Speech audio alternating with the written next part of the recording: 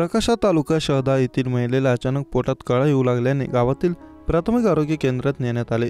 तेथील डॉक्टरांनी तिची तपासणी केल्यानंतर तिला नंदुरबार येथील जिल्हा रुग्णालयात नेण्याचे सांगितले। मात्र या प्राथमिक आरोग्य केंद्रातील रुग्णवाहिका 15 दिवसांपासून नादुरुस्त असल्याने दुसऱ्या प्राथमिक आरोग्य केंद्रातून रुग्णवाहिका मागवण्यात आली। मात्र तिला यायला 1.5 तास लागला, त्यामुळे सदर महिलेला त्या ठिकाणीच थांबावे लागले। त्यानंतर रुग्णवाहिकेने घेऊन जात असताना महिलेची रस्त्यातच रुग्णवाहिकेत प्रसूती झाली। या निमित्ताने आरोग्य विभागाचा भोंगळा कारभार पुन्हा एकदा चव्हाट्यावर आला आहे। शासनातर्फे जिल्ह्याला करोडो रुपये आरोग्यासाठी दिले जातात, मात्र तरीही जिल्ह्यातील आरोग्य यंत्रणा आजारी असून तिला उपचाराची गरज असल्याचे बोलले जात आहे। शहादा तालुक्यातील प्रकाशा येथे राहणारी प्रमिला कृष्ण भिल ही महिला गर्भवती असताना काल तिचा पोटात अचानक कळा येऊ लागल्याने घरच्या मंडळींनी तिला प्रकाशा येथील प्राथमिक आरोग्य केंद्रात उपचारासाठी दाखल केलं।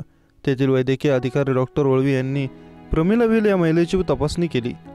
त्यानंतर तिला उपचारासाठी नंदुरबार येथील जिल्हा रुग्णालयात घेऊन जावे लागेल असे सांगितले। दरम्यान नंदुरबार येथे घेऊन जाण्यासाठी रुग्णवाहिकेची आवश्यकता होती। प्रकाशा येथे प्राथमिक आरोग्य केंद्रात ती असलेली रुग्णवाहिका गेल्या 15 दिवसांपासून नादुरुस्त अवस्थेत उभी होती। त्यामुळे डॉक्टर वळवी यांनी कुरावाद येथून रुग्णवाहिका मागवली। रुग्णवाहिका 1.5 तासात आली। तोपर्यंत प्राथमिक आरोग्य केंद्रात गर्भवती महिला थांबून होती। त्यानंतर डॉक्टरांनी तिला रुग्णवाहिकेत बसून नंदुरबार येथील जिल्हा रुग्णालयात रवाना केला। नंदुरबारला जात असतानाच गर्भवती महिला रुग्णवाहिकेतच प्रसूती झाली। त्यानंतर तिला त्याच अवस्थेत नंदुरबार जिल्हा रुग्णालयात दाखल करण्यात आलं। त्याच्यावर जिल्हा रुग्णालयात उपचार सुरू आहेत।